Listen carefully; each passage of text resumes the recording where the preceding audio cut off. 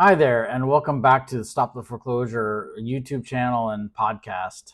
So glad to have you back, homeowner heroes. This episode is going to be talking about Chapter 6 reinstatement.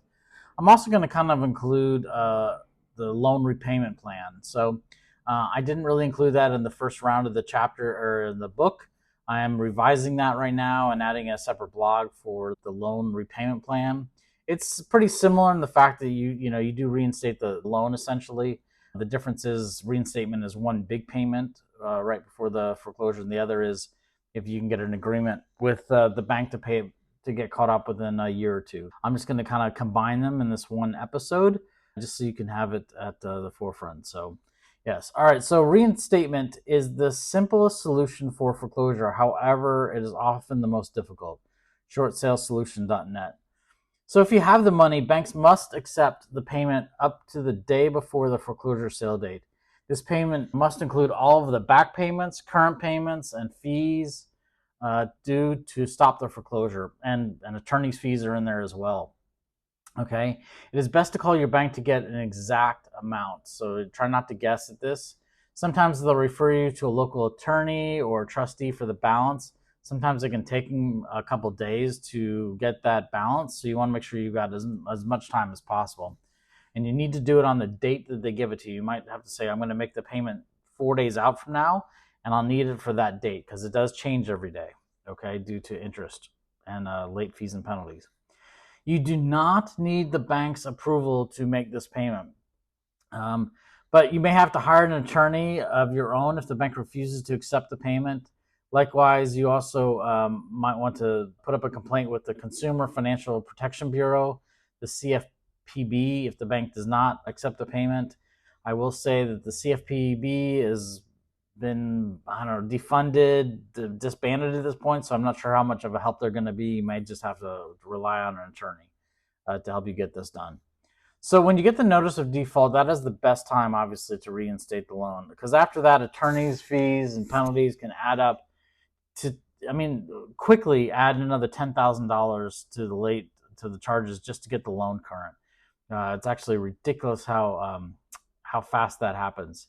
It's also, like I said, it's important to call the bank or servicer to get the exact amount instead of trying to guess the late payments. Here's the other thing: every month that goes by, it'll cost you around $3,850 per month for a $200,000 mortgage.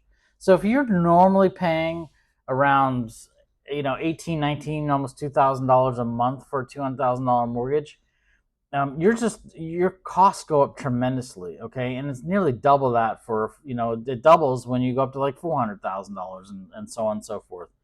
So remember that you owe all the back payments, the legal fees, the forced place insurance, the late fees and penalties, and repairs they've had to do to the property. It just adds up very quickly, and essentially you can lose about $50,000 in equity in about 12 to 13 months. So it's just best to act quickly if you can. You just don't want to lose that equity if you've got it built up.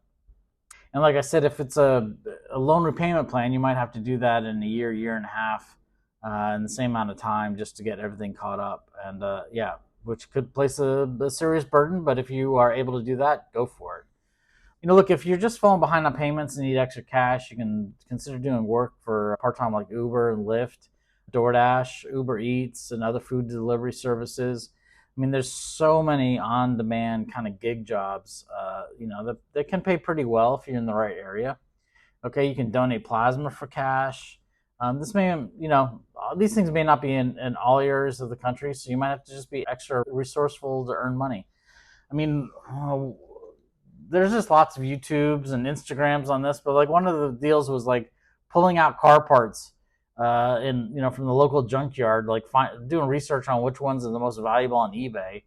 Going to the local junkyard, pulling those out, buying them, pulling them out, and selling them on eBay. And that's something you can do locally if those other gig economies aren't in place, and make a decent. I mean, the person that was doing it was allegedly making a lot of money. So I know it takes a little bit of money to get started, but maybe if that's the kind of work that you like doing and it can put money on the table, so be it. So anyway, just a thought. And look, I know that in the past, I will say this personally, that I've earned over $4,000 a month driving for these companies. So, yeah, there is wear and tear on the car, and there also is gas expenses as well.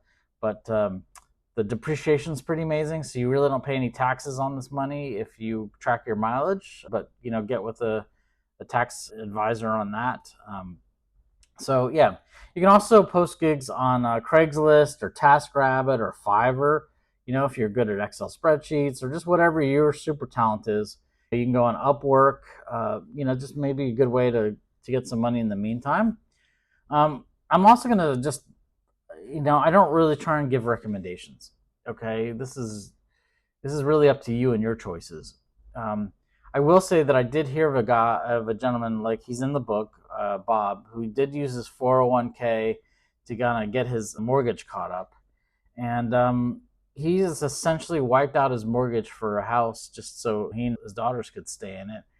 And now we're kind of looking back on it, and like he's wiped out his entire retirement, so he's not going to be able to retire age 65 or 67. This is kind of a loss in two cases where you could still potentially end up losing the home, which thank God I don't think he has. I think he was able to get back to work and make payments and everything. But I'm just not sure that may be the best financial solution. Okay, I believe there are other financial solutions which make a lot more sense, and just leave your 401k IRA where it is, and then find a way to make up for it in other ways, or turn the house into an asset. Just things that here's what we suggest. Go on stoptheforeclosure.expert and sign up for a 30-minute home review, and let's talk about what's going on with you and your specifics and see what makes sense.